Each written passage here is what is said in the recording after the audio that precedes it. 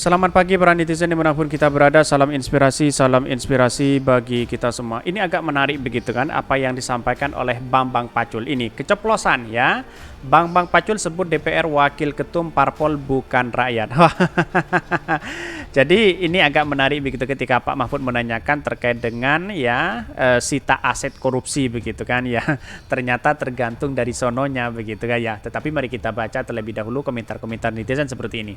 Ini komentar-komentar netizen keceplosan Bambang Pacul sebut DPR wakili ya ketum parpol bukan rakyat. Wah ini ya nggak aneh kan, memang kenyataannya seperti itu. Seharusnya begitu, terpilih para anggota dewan melepas baju kepartaiannya dan mengabdi sebagai wakil rakyat, bukan sebagai wakil partai lagi. Hal tersebut sudah lama digaungkan tapi tetap saja masih sebatas mulut, sedangkan pada prakteknya tidak terasa sama sekali. Mungkin takut begitu ya, kalau bagaimana kalau jadinya yang memang terjadi korupsi itu adalah DPR begitu kan ya. Karena pada hakikatnya banyak sekali begitu kan. Ada sebagian yang jujur, ada sebagian tidak. Kalau memang ini di asetnya, misalnya tindak pidana korupsi misalnya. Kalau memang asetnya disita, wah ini akan menjadi kacau begitu kan ya. Ini banyak sekali ya keceplosan yang berbau kejujuran ya, karena ada pengakuan polos dan lugu dari seorang wakil rakyat yang sejatinya bukan wakil rakyat tapi wakilnya ketum parpol. Fik mereka bekerja untuk kepentingan parpol beserta golongannya, bukan untuk rakyat. Bubarkan diri. Ini banyak sekali ada pro dan kontra begitu ya.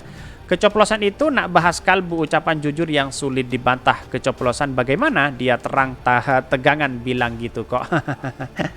Jadi menurut saya pribadi ya saya setuju dengan disahkan terkait dengan itu begitu ya. Tetapi ya di luar sana apakah dia mau begitu kan ya. Ini orang-orang dalam satu partai ini kok kayak babu ya. Si ketua anak mantan presiden itu ya, manut aja kayak ini, ada pro dan kontra begitu ya, apa yang saya bacakan begitu. RI aja dibilang cuma petugas partai ya. Partai yang paling banyak koruptornya, partai yang maling bansos. Siapakah mereka? Publik bisa menilai sendiri seperti apa begitu ya.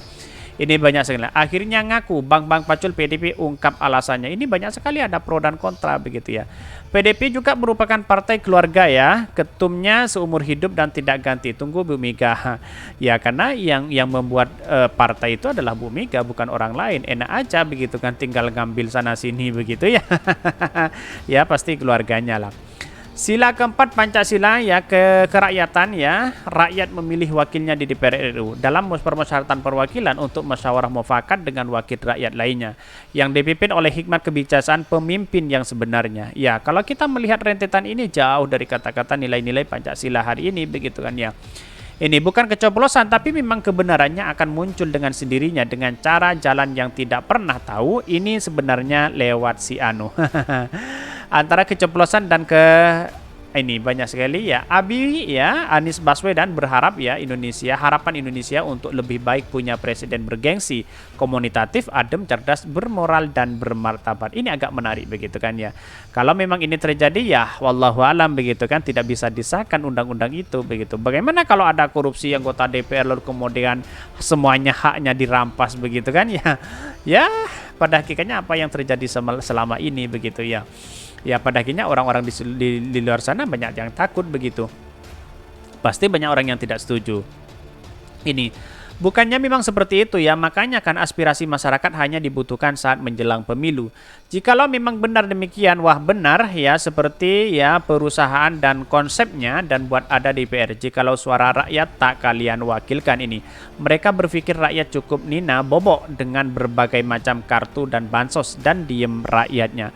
Wah ini kacau begitu ya, kalau memang benar-benar tidak mau anggota DPR lalu kemudian rakyat yang dijadikan korban begitu kan ya, bisa jadi begitu. Ini mereka sudah tidak mau lagi rakyat lagi. Penyambung lidah rakyat itu hanya slogan ya. Rakyat akan tetap seperti itu. Tapi mari kita baca terlebih dahulu beritanya. Ini beritanya ini agak menarik begitu kan. Keceplosan Bambang Pacul sebut DPR wakili ketum parpol ya, bukan rakyat. Benarkah seperti itu gitu. Celetukan Ketua Komisi 3 DPR Bambang Urianto alias Bambang Pacul saat bahas rencana Undang-Undang RUU pembatalan transaksi uang ya, kartal dan RUU perampasan aset mengundang segundang atensi. Sebab kala rapat di Kompleks Parlemen Senayan ya, Bambang Pacul keceplosan mengeluarkan pernyataan yang seolah-olah mensinyalir bahwa DPR adalah wakil ketua parpol, bukan wakil rakyat. Bang Pacul merespon ya permintaan Menko Polhukam ya Mahfud MD untuk segera mengesahkan RUU perampasan aset ya. Bang tak menutup pintu agar anggota Dewan melakukan pengesahan RUU perampasan aset. Namun menariknya Bang tak berani ya ketok palu sebelum diperintahkan oleh ibu. Sosok ibu ya ini. Sosok ibu yang dimaksud oleh Bang diduga merujuk ke ketua partainya yaitu adalah Ibu Megawati. Benarkah seperti itu? Ya kalau memang semuanya tergantung dari partai, wah ini kacau begitu ya. Bukan tergantung dari rakyat begitu. Aspirasi sebenarnya ini kok menjadi wakil rakyat begitu kan? Kenapa kok tidak menjadi wakil parpol begitu ya? Ini harus diganti begitu, bukan DPR namanya begitu ya. Ini. Bahkan di sini ya boleh ngomong galak Pak, tapi Bang Pacul ditelepon Ibu Megawati, Pacul berhenti siap laksanakan. Celetuk Bang Pacul. Bang mengaku siap memenuhi permintaan Mahfud MD ketika sudah diberi lampu hijau oleh atasannya yang tak lain adalah ketua partai. Jadi permintaan saudara langsung saya jawab, Bang Pacul siap, kalau diperintah juragan mana berani Pak, timbal Bang Pacul yang kemudian dibalas oleh gelak tertawa sisi ruang sidang. Bahkan ya, Bang juga belak-belakan menyebut bahwa pengesahan RUU tersebut harus melalui lobby dengan ketua partai masing-masing. Loh, saya terang-terangan ini mungkin RUU perampasan aset bisa disahkan DPR, tetapi harus bicara dengan para ketua partai dulu. Kalau di sini ya Dewan nggak bisa Pak, lanjut Bang Pacul. Politisi PDIP tersebut juga mengaku seluruh anggota Dewan harus bergerak sesuai arahan bos mereka. Lobbynya jangan di sini Pak, ini semua menurut bosnya masing-masing. Lanjut Bang Pacul. Bahkan ini keberadaan RUU pembatasan uang kartal. Pembatasan rapat tersebut juga menyinggung soal rencana undang-undang pembatasan transaksi uang kartal ya. Bang merasa bahwa ya para anggota Dewan keberatan dengan RUU tersebut karena akan memberikan kerugian. Bang juga mengaku pernah menyampaikan keberatan ya secara langsung kepada Presiden Joko Widodo ya. Presiden pernah nanya sama saya, RUU pembatasan uang kartal. Pak Presiden, kalau RUU pembatasan uang kartal disahkan pasti DPR nangis semua, celetuk Bang. Kenapa ya? Bang juga mencontohkan ketika para anggota DPR akhirnya harus mengantongi uang elektronik, kenapa masa dia bagi duit harus pakai e-wallet ya, pakai e-wallet atau e-walletnya cuma 20 juta lagi. Nggak bisa Pak, nanti mereka nggak bisa jadi anggota DPR lagi, keluh Bang. Ini sangat menarik begitu kan ya. Dan bahkan banyak yang tidak setuju begitu ya. Kalau memang ya sulit untuk diberantas korupsi ini begitu, kalau seperti ini begitu ya. Karena pada hakikatnya apa yang terjadi di bangsa kita begitu. Benar apa yang disampaikan oleh Pak Mahfud bahwa harus berani ya.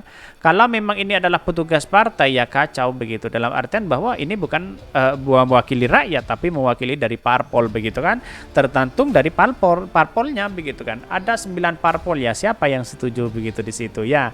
Ya, kalau dia ada pemberitaan ada yang setuju maka dia akan menjadi pahlawan begitu kan ya. Bahkan ya bisa menjadi apa namanya di parlemen bisa terpilih banyak begitu kan. Dari ambang batas 9% ya saya kira kalau ada pernyataan banyak yang mendukung Pak Mahfud, saya kira parpol-parpol itu akan banyak yang didukung oleh rakyat. Kira-kira seperti itu begitu. Mungkin itu yang kami sampaikan. Tonton terus channel Hodari Podcast hari ini karena ada berita-berita menarik dan viral setiap harinya. Salam para netizen, salam inspirasi bagi kita semua. Jangan lupa di subscribe channel YouTube Hodari Podcast Rakyat ini.